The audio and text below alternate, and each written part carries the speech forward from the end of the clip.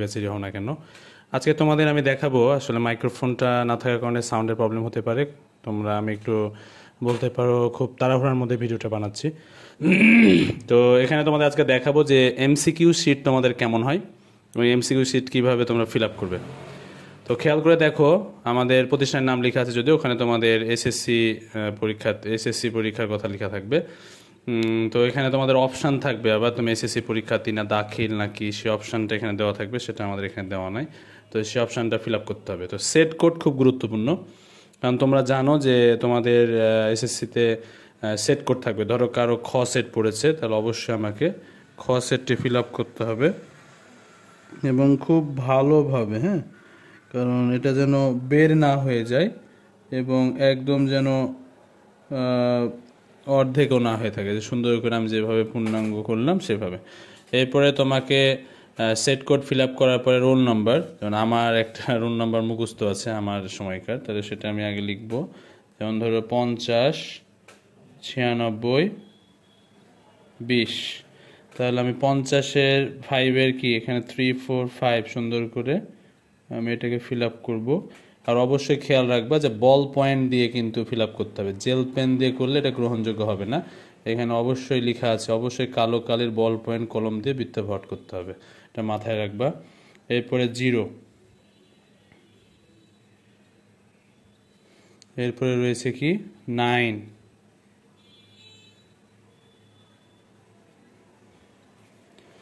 এরপরে রয়েছে 6,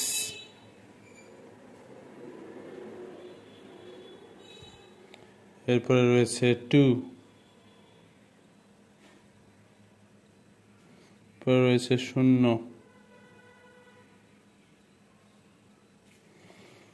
এরপরে রেজিস্ট্রেশন নাম্বার। ঠিক আছে, রেজিস্ট্রেশন নাম্বার হলো, ধর এখানে দেওয়া আছে 22, তোমাদের অ্যাডমিট কার্ডে ভালো করে দেখে নিবা বারবার করে, 10573628।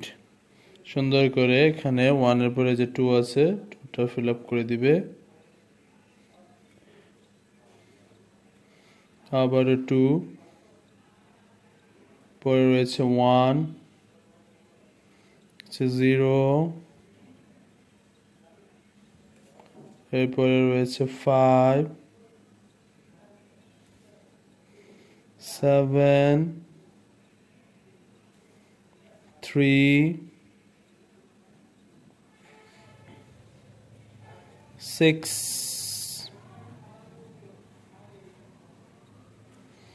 2,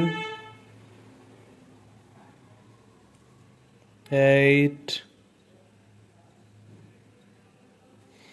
এরপর আসো আরেকটা গুরুত্বপূর্ণ অংশ, বিষয় কোড। বিষয় কোড যেমন তোমাদের কালকে বাংলা এক্সাম 101, ওকে, 1, 0, 1।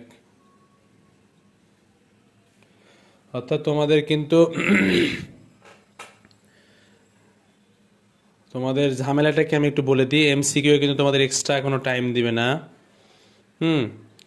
এক্সট্রা টাইম দিবে না, এই যে টাইম দিবে সেই টাইমের মধ্যে এত কিছু করতে হবে, এজন্য একটু সাবধানতা অবলম্বন করে করবে। আর তোমাদের যেটা উত্তরপত্র, মেন উত্তরপত্র থাকবে, সেখানেও সাবধানতা। এমসিকিউ এ কিন্তু এক্সট্রা টাইম দিবে না, 30 মিনিটের মধ্যে এত কিছু করতে হবে, তাই তোমার একটু সাবধানতা অবলম্বন করবে। আর তোমাদের যে উত্তরপত্র থাকে, উত্তরপত্রেরটাও সুন্দর করে ফিল আপ। আমি একটা জিনিস দেখাতে চাই, এটা অন্য একজন স্টুডেন্টের, সে যেভাবে বৃত্ত ভরাট করেছে দেখো, বৃত্ত থেকে কিন্তু কালি বের হয়ে গেছে, যে এটা যেমন এটা বাতিল হয়ে যাবে, বুঝছো? তো এরকম যে এটা বাতিল হয়ে যাবে। তো এরকম যদি তোমরা অযথা তাড়াহুড়া করো, এই যে অনেকগুলি বাতিল হয়ে যাবে এগুলো। তো এইরকম করে কিন্তু বৃত্ত ভরাট করবে না, যেমন এটা ভালো হয় নাই।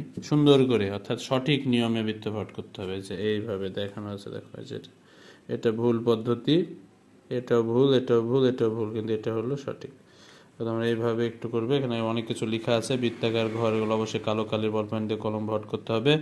উত্তরপত্রে কোনো অবাঞ্ছিত দাগ দেওয়া যাবে না, উত্তরপত্রে কোনো অবস্থায় ভাঁজ করা যাবে না, পরিষ্কার পরিচ্ছন্ন ভাঁজবিহীন উত্তরপত্র মেশিনে মূল্যায়নের জন্য অপরিহার্য। সেট কোড না লিখে বৃত্ত ভরাট না করলে উত্তরপত্র বাতিল হবে, বুঝে গেছে? আবার অনেকে বুদ্ধি দেয় যে 4টাই পূরণ করে দে, এরকম করলেও কিন্তু হবে না, কারণ ওএমআর মেশিনে জাস্ট খালি একটাই গ্রহণযোগ্য হয়। তো ধন্যবাদ সবাইকে, সবাই পরীক্ষার জন্য ভালো হয় সেই কথা বলে আজকে শেষ করতেছি।